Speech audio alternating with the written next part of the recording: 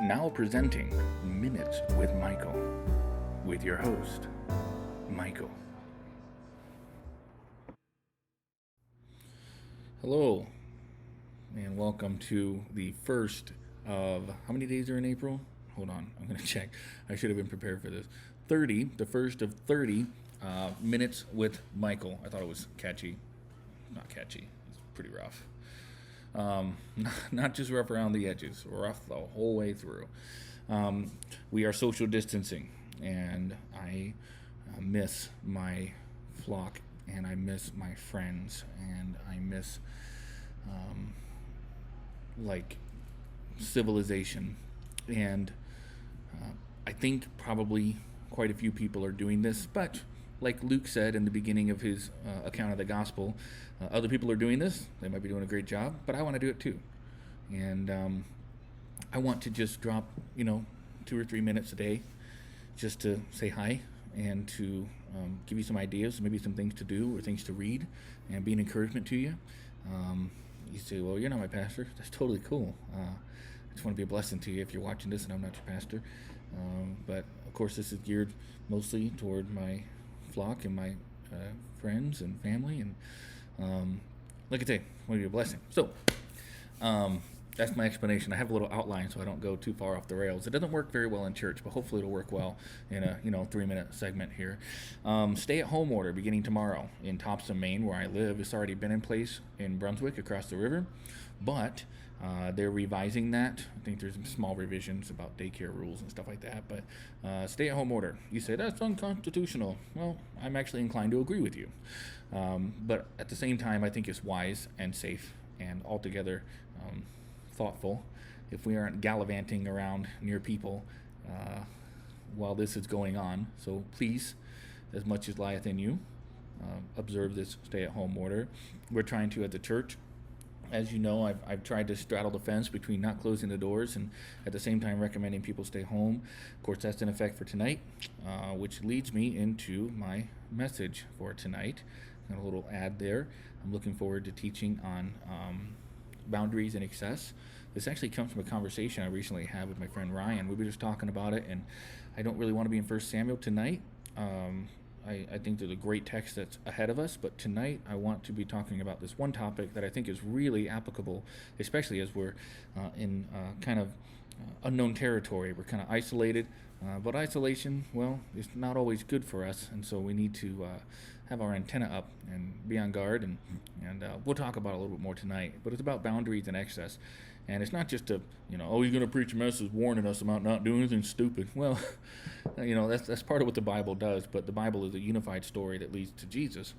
The gospel is about Jesus, and Jesus had a lot to say about this, and Jesus lived this, and so we want to talk about that tonight.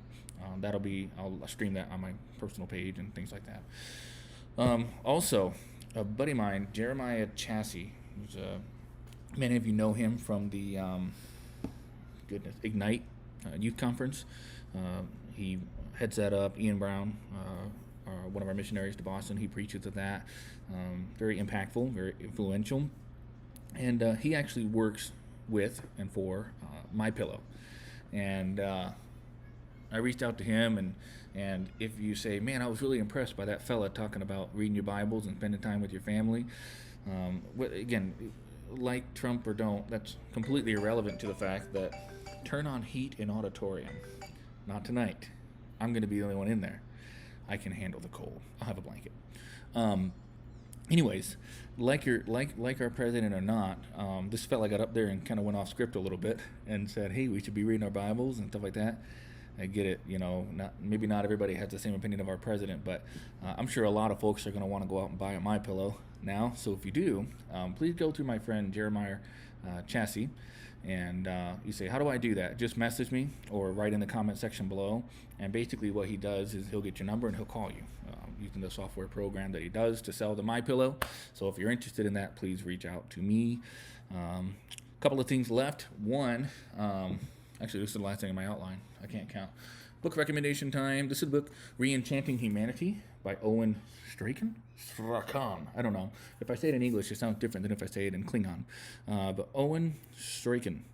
And this honestly is really, really good. I've done kind of a perusal. I'm going back through and reading the whole thing right now. It's so good. Like, it's really good. He doesn't, well, I feel like we're doing like Reading Rainbow. This book is about a dog who plays football. Although that would be really cool. A dog playing football with the paw. Anyway. Well, they have a movie about that, don't they? Yeah, like Air Bud or something. Basketball. I think they did one with like all the sports. They didn't do one with curling. Can you imagine a dog who does curling? Rabbit Trail.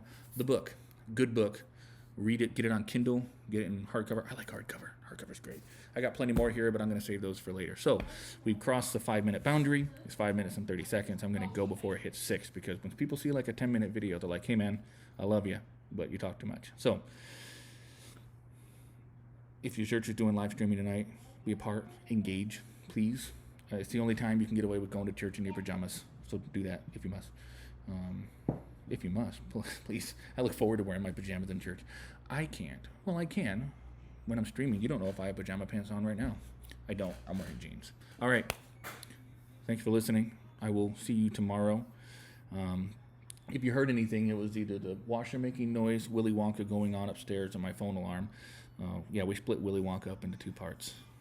So that's a funny movie. The old one. I don't talk about it. I haven't even seen the new one. I don't know anything about it. Okay. I love you all. See you tomorrow.